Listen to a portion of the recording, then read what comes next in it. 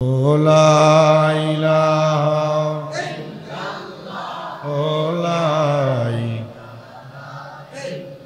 حسبي ربي جل ما في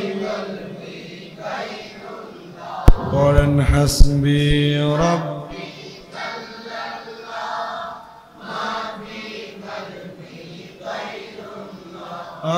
نور محمد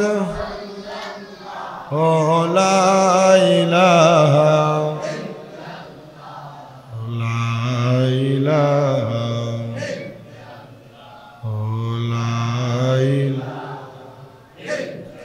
আল্লাহ সর্বশক্তিমান বান্দার প্রতি দয়াবান বলেন আল্লাহ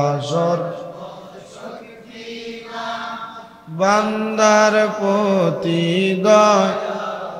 তিনি প্রিয় নবীকে করলেন দান বলেন প্রিয় আমরার নবী ইমানের ইমান লাই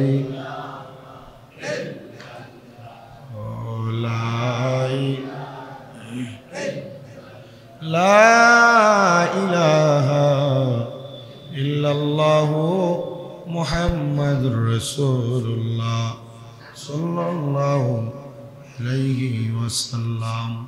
সবাই জবান খুলে মোহাব্বতের আওয়াজে উচ্চ কণ্ঠে পড়ি আলহামদুলিল্লাহ। মুআজ্জিজ সদরে মুহতারাম, দিগার দিনদার ইমানদার মুত্তাকিন মুসলিম کرام,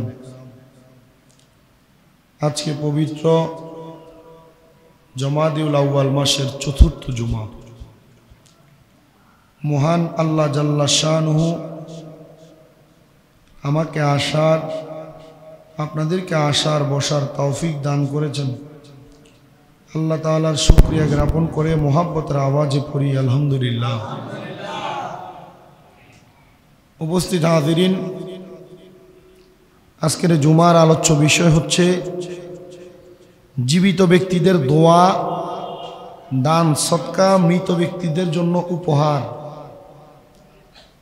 মহান আল্লাহ তাআলা আমাকে বলার, আপনাদেরকে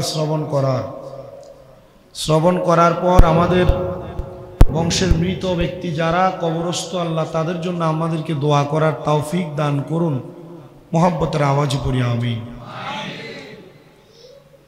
আমাদেরকে মনে রাখতে হবে, আহলে সুন্নাত ওয়াল জামাতের আকীদা মতে দোয়া করা, ক্ষমা প্রার্থনা করা, সম্পদ খরচ করা, হজ উমরা করা এবং নফল ইবাদতের মাধ্যমে মৃত ব্যক্তিদের জন্য দোয়া করা জায়েজ। আর মুতাজিলা আকীদা যাদের, আকায়েদে নসবী এবং আকীদায়ে তহাবী, এই দুইটা কিতাব সহ ফিকহের অনেক গ্রন্থের মধ্যে মুসলমানকে কয়েকটা ভাগে বিভক্তির প্রমাণ আছে। মুসলমান কয়েকটা ভাগের বিভক্তির, তার মধ্যে একটা সুন্নি, একটা কি সুন্নি, যেটা এই সুন্নি এই নামটার ধারাবাহিকতার আরেকটা নাম আছে, এর নাম হলো আশআরি। বলেন কি আরেকটা হলো মুতাজিলা, আরেকটা কি যেটাকে ফেরকায়ে বাতিলা বলা হয়। এটা বাতিল, মুসলমান কিন্তু বাতিল, এটার মধ্যে সমস্যা আছে। আরেকটা শিয়া, সাহাবায়ে কেরামকে গালি দেয়, নবীজির স্ত্রীদেরকে নিয়ে মন্তব্য করে, নবীজি সাহাবায়ে কেরামদেরকে বিভিন্ন ভাষায় কটাক্ষ করে, এমন অনেকগুলা মত এবং পথ আছে। তার মধ্যে আমরা আহলে সুন্নাত ওয়াল জামাত আকীদা ধারণ করি, আমাদের দোয়া, আমাদের সালাত, আমাদের নামাজ, আমাদের ইবাদত, আমাদের সম্পদ খরচ, আমাদের হজ, আমাদের উমরা সহ যত রকমের ইবাদত, এই ইবাদতে যদি আমরা আমাদের মৃত ব্যক্তির জন্য দোয়া করি, এই দোয়া মৃত ব্যক্তির জন্য আমরা একজনকে আরেকজন যেমনভাবে গিফট করি, উপহার দেই, এটা উপহার হিসেবে যায়। তো বাতিল যারা, মুতাজিলা যারা, অন্যান্য ফেরকায়ে বাতিলা যারা, তারা মনে করে যে না, জীবিতদের দোয়া মৃতদের কোনো উপকারেই আসে না, কিন্তু আহলে সুন্নাত ওয়াল জামাত বলে উপকারে আসে। এটার ব্যাপারে আহলে সুন্নাত ওয়াল জামাতের অনেক দলিল আছে। তার মধ্যে সূরা হাসরের একটা আয়াত, ওয়াল্লাযীনা জাউ মিন বাদিহিম ইয়াকুলুনা রব্বানা ইগফির লানা ওয়া লিইখওয়ানিনা আল্লাযীনা সাবাকুনা বিল ঈমানি ওয়া লা তাজআল ফি কুলুবিনা গিল্লাল লিল্লাযীনা আমানু। আল্লাহ তাআলা বলেন, যারা তাদের পরে আসবে তারা বলবে, হে আমাদের প্রতিপালক। এখানে যারা তাদের পরে আসবে বলতে জমির দ্বারা বোঝাইলেন আমাদের পূর্বে যারা কবরে চলে গেছে, আর আমাদের পূর্ববর্তীর পরে আমরা যারা আসছি তারা দোয়া করবে, রব্বানা গফির লানা, হে আমাদের প্রতিপালক, ওয়া লিইখওয়ানিনাল্লাযীনা সাবাকুনা বিল ঈমান, আমাদের এবং আমাদের ভাই যারা ঈমানে আমাদের অগ্রগামী, আপনি তাদেরকে মাফ করে দেন। মানে আমরা যেন আমাদের মৃতদের জন্য দোয়া করি, হে আমাদের প্রতিপালক, যারা আমাদের ঈমানে আমাদের থেকে অগ্রগামী। কি বুঝাইছেন এটা দিয়ে জানেন? বুঝাইছেন আমাদের পূর্বে যিনারা বিদায় হয়ে গেছে, তিনারা জাহিলিয়তের যুগ একটু কম পাইছি বিদায় তিনাদের ঈমান আমাদের থেকে একটু বেশি ভালো। এজন্য বলছেন আমাদের থেকে ঈমানে যারা বেশি অগ্রগামী আপনি তাদেরকে ক্ষমা করে দেন। আর বলছেন ওয়ালা তাজআল ফি কুলুবিনা গিল্লাল লিল্লাযীনা আমানু, আর মুমিনদের ব্যাপারে আমাদের অন্তরে কোনো বিদ্বেষ, কোনো হিংসা রাখিও না। আল্লাহর নবীজির হাদিসে মুবারাকার মাধ্যমে নবী আমার জানিয়ে দিচ্ছেন, আন্না সাদ ইবনে উবাইদা তুফিয়াত উম্মুহু ওয়া হুয়া গায়িবুন আনহা। হযরত সাদ ইবনে উবাইদা রাদিয়াল্লাহু তাআলা আনহু এর মা যখন মারা গেলেন তখন হযরতে সাদ রাদিয়াল্লাহু তাআলা আনহু অনুপস্থিত ছিলেন, মানে মার জানাজায় ছিলেন না। অতঃপর তিনি আমার নবীকে বললেন, ফাকালা ইয়া রাসূলুল্লাহি ইন্না উম্মি তুফিয়াত ওয়া আনা গায়িবুন আনহা। হে আল্লাহর রাসূল, আমার মা মারা গেলেন, তখন আমি অনুপস্থিত ছিলাম। নবীজি, আয়ান ফাউহা শাইউন ইন তাসাদদাকতু বিহি আনহা, আমি যদি তার পক্ষ থেকে কিছু সদকা করি তাহলে কি আমার মায়ের কোনো উপকারে আসবে নাকি? আমার নবী বললেন, ক্বালা নাম, হ্যাঁ উপকারে আসবে। ক্বালা ফাইন্নী উশহিদুকা, হে আল্লাহর রাসূল, আমি আপনাকে সাক্ষী রাখা আন্না হাইতিয়াল মিখরাফা সাদাকাতুন আলাইহা, আমি আপনাকে সাক্ষী রেখে আমি সাদের যে মিখরাক নামক একটা খেজুরের বাগান আছে, আমি ওই খেজুরের বাগানটা আমার মায়ের জন্য সদকা করে দিলাম। জোরে পড়েন সুবহানাল্লাহ। আল্লাহর নবীর সাহাবী সাদ রাদিয়াল্লাহু তাআলা আনহু তিনি বলেন, আমি বাড়িতে ছিলাম না, আমার মা ইন্তেকাল করেছিলেন। আমি বাড়িতে আসার পর আমার নবীকে প্রশ্ন করলাম, ইয়া রাসূলুল্লাহ, আমি যদি আমার মায়ের পক্ষ থেকে কোনো কিছু দান করি, সদকা করি, এটা কি কবুল হবে? নবী বলেন হ্যাঁ। আর তখনই ওই সাহাবী ডাক দিয়া বলি, ইয়া রাসূলুল্লাহ, আমি আপনাকে সাক্ষী রেখে আমার মিখরাক নামক একটা খেজুরের বাগান, ওই পুরাটা বাগান আমি আমার মায়ের জন্য আল্লাহর ওয়াস্তে সদকা করে দিলাম। আল্লাহ নবীর আরেকটা হাদিসে মুবারাকা নবী আমার বলে, মাল মাইয়িতু ফিল কবরি ইল্লা কাল গরিকি গরিকিল মুতাহাউসি ইয়ান্তাজিরু দাওয়াতান তালহাকুহু মিন আবি আও উম্মি আও আখিন আও সাদিকিন। নবী বলেন, মৃত ব্যক্তির কবরে ডুবন্ত সাহায্য প্রার্থীর মতো সে পিতা, মা, ভাই এবং বন্ধুর দোয়ায় অপেক্ষায় থাকে। একটা ডুবন্ত ব্যক্তি যেমন ভাবে ডুবার সময় আশঙ্কা করে, আশা করে, যদি আমাকে এই মুহূর্তে একটা নৌকা দিয়া কেউ আমাকে উদ্ধার করতেন, কেউ আমারে বাঁচাইতেন। একটা মৃত মানুষ, আপনার মা, আপনার বাবা, আপনার ভাই এবং আপনার বন্ধু যারা আছে, তারা কবরে তেমন ভাবে নৌকার মতো অপেক্ষা করতে থাকে যে আল্লাহ এখন যদি কেউ আমার জন্য কোনো দোয়া করত। আল্লাহর নবী বলেন, ফাইদা লাহিকাতহু কানাত আহাব্বা ইলাইহি মিনাদ দুনিয়া ওয়া মা ফিহা।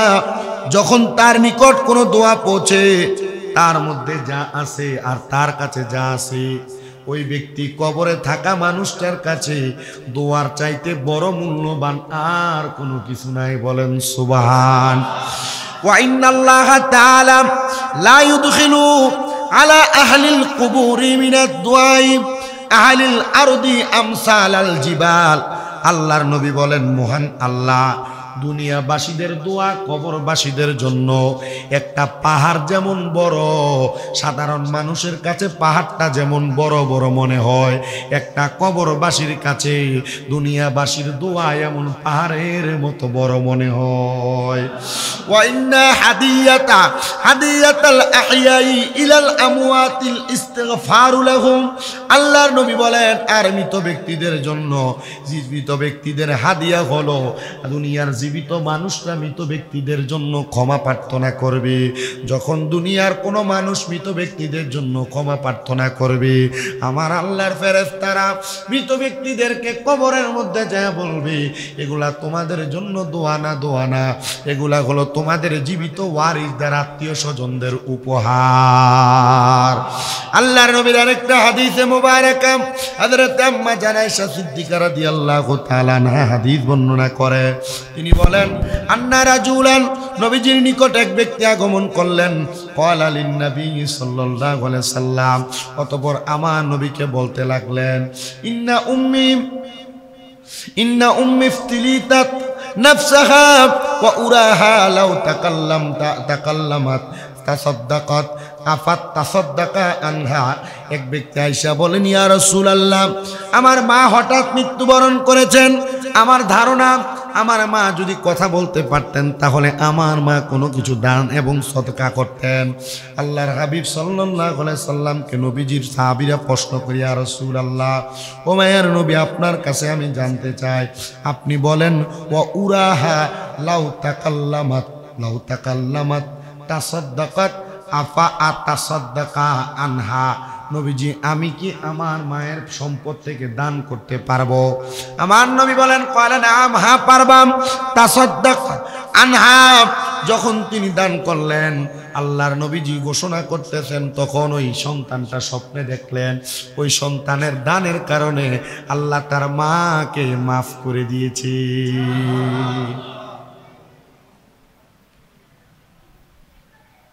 নবীজির আরেকটা হাদিসে মুবারাকা হযরত সাঈদ ইবনে উবাইদা আল্লাহু ক্বালা ইয়া রাসূলুল্লাহ, হযরত সাঈদ ইবনে উবাইদা রাদিয়াল্লাহু তাআলা আনহু বলেন, আমি আমার নবীজির কাছে যে প্রশ্ন করলাম, হে আল্লাহর রাসূল, ইন্না উম্মা সাদিন মাতাত ফা আইয়ুদ সাদাকাতি আফদালু। নবীজি, আপনার কাছে জানতে চাই, আমার যে মা ইন্তেকাল করছে, কোন সদকাটা আমার মায়ের জন্য উত্তম হবে?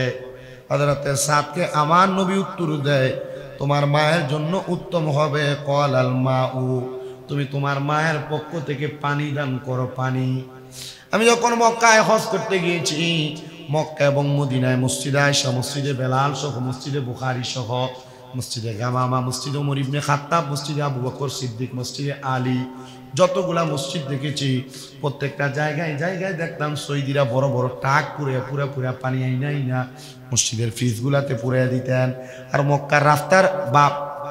মক্কার রাস্তায় ইব্রাহিম খলিল রোড যেটা, সেখানে দাঁড়ায়া মক্কার হাজিদেরকে শুধু পানি বিতরণ করতেন। কারণ আল্লাহর নবী বলেছেন মৃত ব্যক্তিদের জন্য সবচাইতে উত্তম সদকা হলো পানি বিতরণ করা। কি বিতরণ করা? এখন আপনার মনে প্রশ্ন, হুজুর আমরা যে খাবাই, প্রশ্ন আছে না? পানির দাম বেশি না খানার দাম বেশি? হ্যাঁ বেটা, খানার দাম, গরুর গোস্তর দাম, গরুর গোস্ত 1 কেজির দাম দিয়ে কোতলা পানি কিনতে পারবেন। আর গরুর গোস্ত দিয়ে দাওয়াত দিয়ে খাওয়াইলে তো দাওয়াতের ভিতরে পানি আছে না? মাথে না। কুলখানি করেন যেটা পানি থাকে না, আপনি পানির থেকে দামি জিনিস খাওয়াইতেছেন, আপনি বেশি সওয়াব অর্জন করছেন। আপনি বেদাত ফতুয়া দিয়া মানুষকে কৃপণ বানায় দিতেছেন যে খাবাইস না। কিন্তু আবার যদি কোন যে রাইন দেয়া হেতারের কাছে মাদ্রাসা ছাড়াই দিবেন, এটা জায়েজ আছে। হ্যাঁ, এতিহাদা মাদ্রাসা দিয়ে দিবেন, এটা জায়েজ আছে। আল্লাহর নবীর হাদিসে মুবারাকার পরিপন্থী কাজ এগুলো। মানুষকে খাওয়াইলে কি কমে যায়? বলে হুজুর আপনি দাওয়াত বাড়ানোর লেগে কোন আমারে দিয়েন না দাওয়াত, গরিবদেরকে দাওয়াত দিয়ে খাওয়ান, এলাকার নিম্নবিত্তদেরকে দাওয়াত দিয়ে খাওয়ান, যে 1 কেজি গরুর গোস্ত কিনতে কষ্ট হয় তারেও দাওয়াত দিয়ে খাওয়ান। তারা খাওয়ানোর পর দেখবেন আপনি হঠাৎ করে হয়তো স্বপ্নে দেখছেন আপনার মা বাবা আপনারা বলছেন, বা অথবা স্বপ্নে দেখছেন আপনার আম্মা আব্বা হয়তো জান্নাতের এমন একটা ভালো জায়গায় আছে। না আমরা দাওয়াত খাওয়াই ঠিক 40 দিন 15 দিন বাচ্চুরি, কিন্তু আমরা ওই টাইওলা এলাকার যে বেটা ধনী এটারে আক্কাতারে দাওয়াত দিই, ঠিক না? না, আমাদের দাওয়াত যেন হয় এই কুলখানি 4 দিন 40 দিন বাৎসরিক, এটাতে যেন গরিবরা আগে হকদার হয়। কি হবে? গরিবরা টেবিলে তো হয় না, চেয়ার ধরে রেখা যেতে লাগে। এই ব্যাপারে সতর্ক আমরা। কেমন? আল্লাহর নবীর হাদিসে মুবারাকায় নবী আমার বলেন, যখন নবীজি বললেন পানি হলো সবচেয়ে বড় সাদাকা, তখন ওই সাহাবী বলেন ক্বালা ফাহাফারা বিউরান ওয়া ক্বালা হাযিহি লি উম্মি সাদিন। হযরত সাদ তখন কি করলেন? একটা কূপ খনন করে দিলেন মরুভূমি এলাকার মধ্যে। ওই কূপের মধ্য থেকে পানি আসলাম। সাদ ডাক দিয়ে বলেন, এ দুনিয়ার মানুষ, এই কূপের মধ্য থেকে যে পানি আসবে, এই পানি যারা যারা ভক্ষণ করবে, পান করবে, এই পানি পান করার কারণে যে সওয়াব হবে, আমি এই সওয়াবগুলা আমার আম্মার জন্য ওয়াকফ করে দিলাম। মা বাপের সম্পদ দিয়া গেছে, জায়গা দিয়া গেছে, আপনি এটি খাইতেছেন, আপনি মনে করছেন যে মনে হয় আমার দিছে, এখন আমি মালিক, মা বাপ কি না, এগুলা দিয়া গেছে আপনি যেন তাদের জন্য কবরে কোনো উপকার সাধন করান। আপনি যে মা বাপের জায়গায় থাকেন, এগুলার জন্য কি মা বাপের কাছে জবাব দিতে করা লাগতো না? না কোন আপনি মালিক হয়ে গেলেন। জি না, মা বাবার জায়গা জমিতে থাকেন, এই যদি প্রতি মাসে ভাড়া দিতেন বাপমার জায়গাটার 5,000 করে দিলে কি বছরে 60,000 লাগতো না? আপনি যদি বছরে 60,000 টাকা দান করেননি মা বাপের নামের উপরে, কি জবাব দিবেন আল্লাহর কাছে? কি জায়গা যে কানি কানি দিয়ে গেছে, গন্ডায় গন্ডায় ক্ষেত পাথর দিয়ে গেছে, বাড়ি দিয়ে গেছে, করে দান হুজুর, খবর আছে দানের? আনলে দৌলতপুর এলাকায় এই মসজিদের আন্ডারে তো 300 পরিবারের অধিক আছে। মসজিদ কেটে এমনি ফিরে থাকে।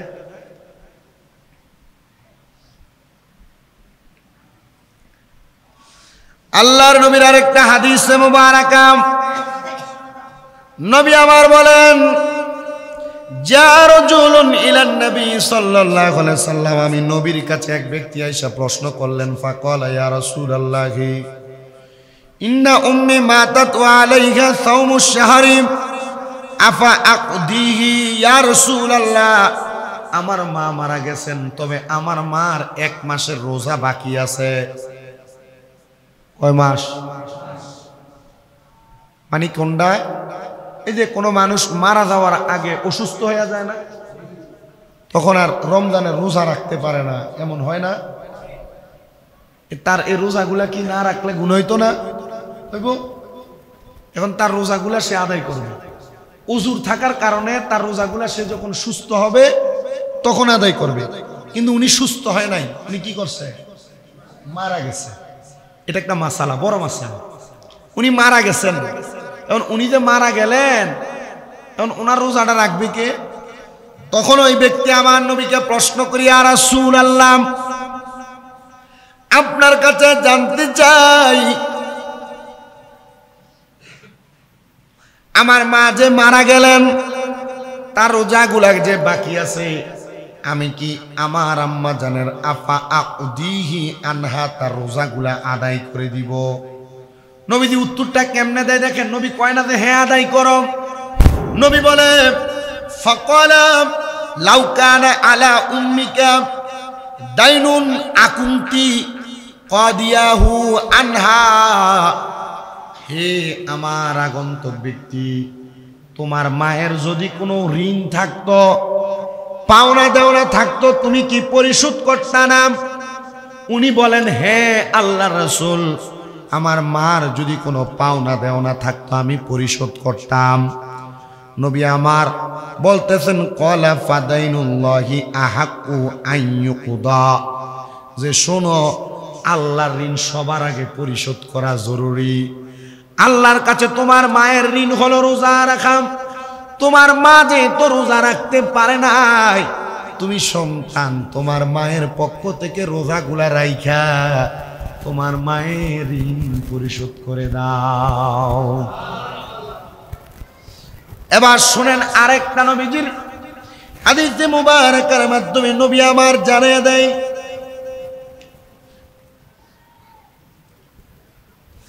নবীজি বলেন, জাআত ইলান নবী সাল্লাল্লাহু আলাইহি সাল্লাম, আমি নবীর কাছে একটা মহিলা আগমন করলো। মহিলা আয়েশা বলে, ফাকালাত ইন্না উম্মি নাযারাত আন তাহাজ্জা ফামাতাত ক্বাবলা আন তাহুজ্জা আফা আহুজ্জু আনহা।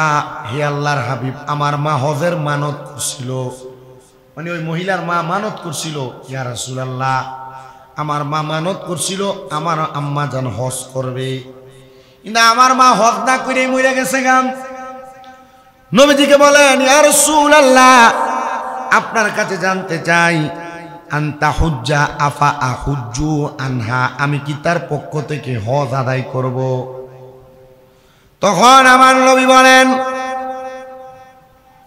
ক্বালা নাম হুজ্জা আনহা, তুমি তার পক্ষ থেকে হজ আদায় করো।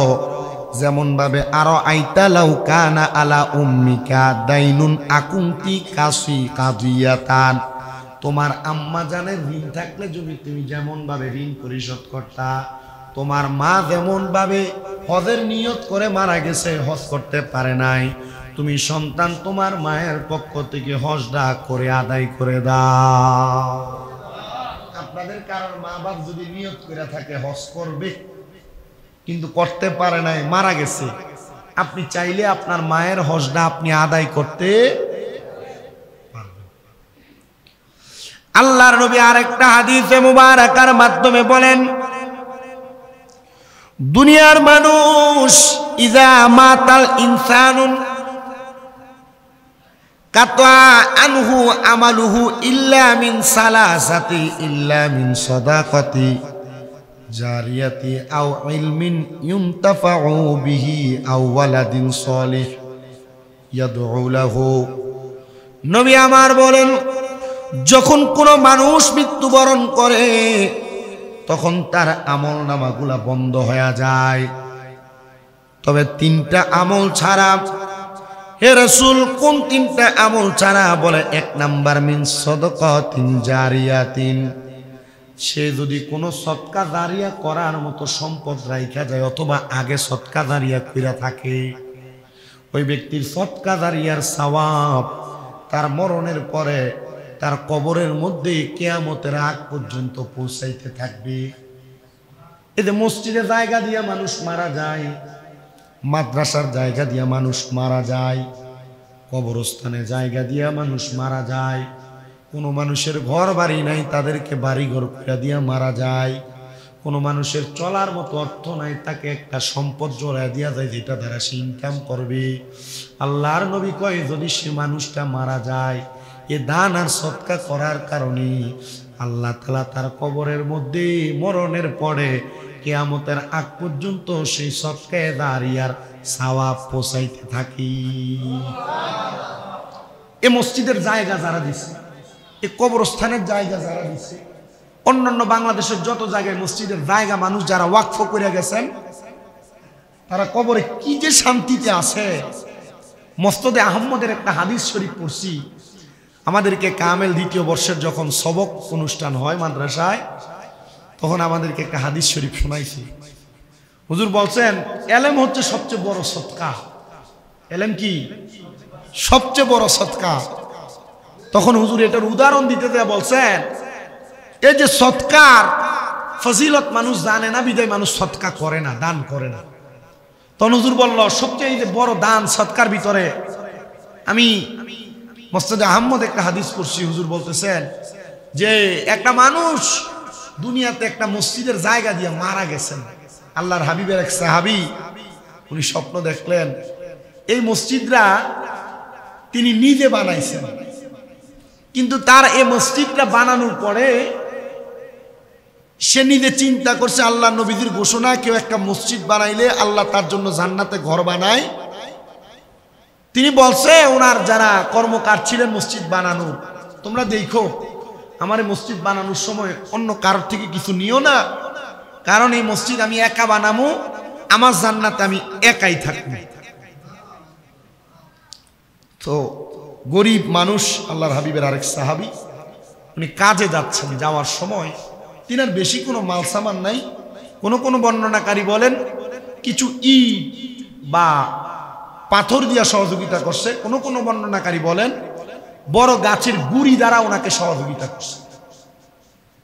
করার পর উনি ওই দিন রাত্রবেলা যিনি মসজিদ বানাইছেন ওনার নিজ খরচে উনি স্বপ্ন দেখছেন। কি দেখছেন? যে ওনার যে জান্নাত, উনি মারা গেছেন, মারা যাওয়ার পর ওনার জান্নাতে উনি ঢুকছে, যায় দেখো ওনার জান্নাতে আরেকজন। উনি যা বলছে তুমি কে? আমার জান্নাতে, জান্নাত তো আমি একা থাকার কথা। তিনি বলে হ্যাঁ আপনার জান্নাতে আপনি একা থাকার কথা, কারণ আপনি কাউকে মসজিদে দান করতে দেন। তখন উনি দান করতে দেন নাই, আমি লুকাইয়া আপনার মসজিদে হয় একটা গাছের গুড়ি অথবা কিছু পাথর দিয়ে সহযোগিতা করার কারণে আল্লাহ তাআলা আমাকে মসজিদের মধ্যে জায়গা দিচ্ছে, জান্নাতের মধ্যে জায়গা দিচ্ছে। এমন অনেক সম্পদওয়ালা আছে যারা নিজের টাকায় একা মসজিদ করে ফেলে। আমার এক ভক্ত বড় ভাই নবীগঞ্জে ভাই, উনি একা একটা মসজিদ করছে ওনার এলাকায়, শামীম আহমেদ নাম। উনি মসজিদ যখন করছে উদ্বোধন করার জন্য আমার দাওয়াত দিছিল এই গত অক্টোবরে। আমার কাছে হুজুর আপনার নামে নাম আমার মিতা, আপনি আপনার ওয়াজ আমিও শুনি, আমি নিয়ত করছি যে মসজিদ উদ্বোধনের সময় আপনার দাওয়াত দেব। আমি গেছি, হুজুর এর সম্পূর্ণ খরচে আমার আমি মসজিদ করে দিছি। আমি কইলাম তো মানুষের থেকে কিছু নেন নাই, কমপক্ষে হুজুরের খানার দায়িত্বটা এলাকার মানুষকে দেন। আমি নিজেই দিব, অসুবিধা নাই, বেতনও আমি চালাবো। আমি কইলাম না ভাই, আপনি একা জান্নাতে যাবেন আর এলাকার মানুষ যাবে না, এটা হবে না। এলাকার মানুষ খাবারের দায়িত্বটা নিয়েন, আর যদি ভাইয়ে কয় যে খানাও খাওয়াইবো কমপক্ষে মসজিদে নামাজটা পড়বে, তাহলে মসজিদের সহযোগী হবে, তো হইলে এক লোকে জান্নাতে থাকবে। ধরুন একটা হাসি দিচ্ছে। আমি লন্ডনে থাকে, দোয়া করি আল্লাহ তাআলা এই ব্যক্তিটাকে উত্তম যাজা যেন দান করে। আমি এমন অনেক মানুষের অধপতন থেকে উপরের দিকে উঠা দেখছি, যিনারা দান সৎকার মাধ্যমে উপরে উঠছে। কিসের মাধ্যমে? দান সৎকার মাধ্যমে। আপনার যদি 2 টাকা কামাই থাকে, 1 টাকাকে দান করার মতো একটা হাত তৈরি করে রাখেন, অটোমেটিকলি আপনি এখান থেকে দিবেন, ওইখান থেকে আল্লাহ আপনাকে দিবেন। অটো চালান, মাটি কাটেন, দিন মজুর, তবুও দৈনিক কিছু না কিছু দান করেন, কিছু না কিছু উপকার। কি লাভ আপনার জন্য না তারা যার লেগে দান করেন তার জন্য? গত জুমার আগের জুমার আগের জুমার আগের জুমা 5 জুমা আগে ওয়াজ করছিলাম, মনে আছে? হাত কন্ডা দামি, জোরে কন, নিচেরটা কি দামি? আপনি দামি থাকেন না। হাত কোনটা দামি? আপনি উপরের হাতের মালিক থাকেন না। দৈনিক কিছু না কিছু পকেটে বাইরেতে নিয়ত করে বাইরেন, এটা আজকে দিব। তখন আল্লাহ কব এটা দিয়ে তো দিবে, তুমিও দাও, ফেরেশতা তোমরাও দাও। তাই এই মন মানসিকতা নাই তো, বখিল। আপনি জানা রাখবেন না, সাখিউ হাবিবুল্লাহ, যিনারা দানকারী তিনারা আল্লাহর বন্ধু। কার বন্ধু? আচ্ছা, যিনি আল্লাহ তিনার কাছে কোনো অভাব আছে না? তো আপনি যে আল্লাহর বন্ধু হন, আল্লাহর বন্ধু অভাবে থাক, আল্লাহ এটা চাইবো? আপনাদেরকে এতটুকু বললাম। তাহলে দান এবং সাদকা আপনার কবরে যায়। 2 নাম্বার, আপনার কবরে যাবে এমন কোন জ্ঞান যা আপনি অর্জন করেছেন বা শিখে গেছেন, যা অর্জন করেছেন বা শিখে গেছেন। আপনি কবরে যাওয়ার পর এই জ্ঞানের উপর কেউ যদি আমল করে, মাইনা চলে, আপনার কবর এটার সওয়াব যাও। 3 নাম্বার, সেটা হলো আপনি একটা নেক সন্তান রেখে গেছেন। কি সন্তান? আপনার ফুতে গান বাজনা করে, আপনার ফুতে নাচে, গায়ে হলুদের অনুষ্ঠানে বাবির লগে নাচে, গায়ে হলুদের অনুষ্ঠানে নিজে নাচে, নেশা করে, রাস্তায় ঘুরে, এটা কি নেক সন্তান না কুসন্তান? নবী কয় কোন নেক সন্তান যদি কোনো মা বাপ রাইখা যায়, ওই মা বাপ মারা যাওয়ার পরে ওই নেক সন্তান মা বাপের কবরের আযাব মাপ পাওয়ার একটা মাধ্যম। আল্লাহ আমাদেরকে মৃত ব্যক্তিদের জন্য দোয়া করার তৌফিক দিন।